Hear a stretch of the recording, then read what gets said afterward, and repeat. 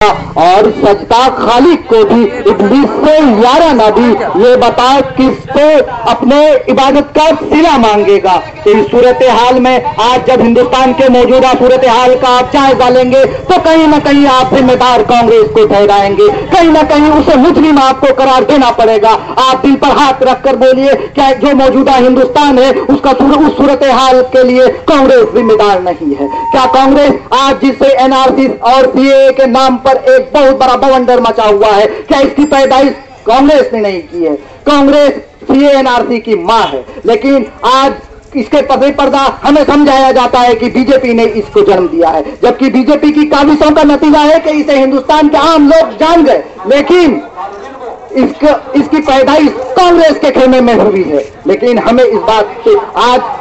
आज के जो किसी कौम की रीढ़ की हड्डी होती है उसका नौजवान तबका होता है, जब वो नौजवान तबका अपनी तालीम से महरूम हो जाती है तो उस सूरत हाल में वो अपने दर्द का और अपने एहसासात का और अपने जज्बात का बयान लोगों के सामने नहीं कर सकता है। लेकिन आप अगर जायजा लेंगे तो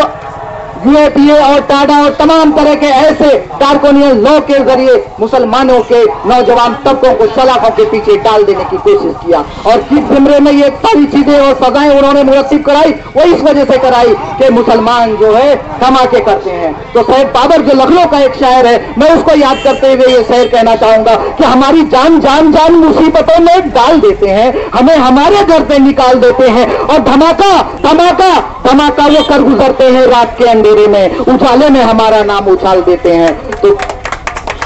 मेरे भाइयों, आज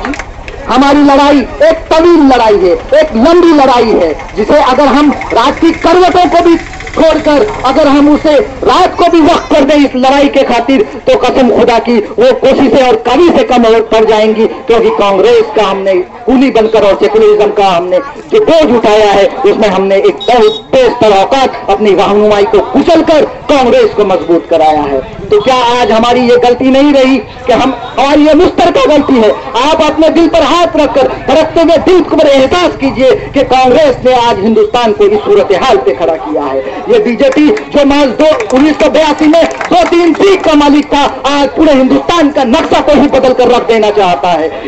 ये उसे ताकत कहां से मिलती है? ये ताकत जरूर कांग्रेस में कुछ ऐसे गद्दार मौजूद हैं जो कांग्रेस में ही रहकर आरएसएस का काम करती है। आपको मैं बताता चलूं कि खुद कांग्रेस के बड़े ओहदेदारान ने कहा था कि कांग्रेस आरएसएस के अच्छे लोग कांग्रेस में है।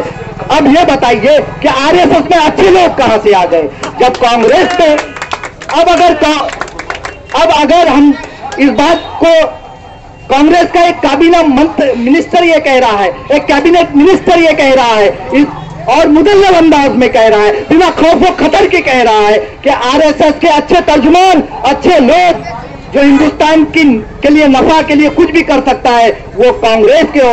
ओहदेदारान है। तो ये बताइए, इस हिंदुस्तान का कोई एक वाजिब नक्शा जिसकी कोशिशों के बिना पर जब हमारे मुहिब्बान वतन ने अपने खूनों का नजराना पेश किया था, तो हम क्या हिंदुस्तान में